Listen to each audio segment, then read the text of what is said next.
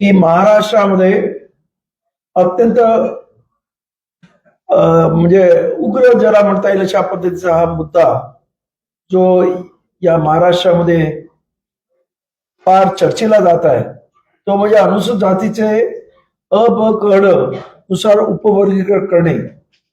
या संदर्भात रिपब्लिकन सेनेने पहिल्यांदा भूमिका घेतली आणि आम्ही त्याला पूर्ण ताकदीने विरोध करत आहोत. आमचे जिल्हावार मेळावे आणि आंदोलन चालू आहेत. सर्व आज या एससी मध्ये 59 जाती आहेत, त्यातल्या 58 जाती एकत्र ते या उपवर्गीकरणाला विरोध करत आहेत. फक्त एका जातीने उपवर्गीकरण मागितलेलं आहे आणि त्यांच्यासाठी हे संपूर्ण जे काही चाललेलं आहे हे खरं म्हणजे दुर्दैवी आहे.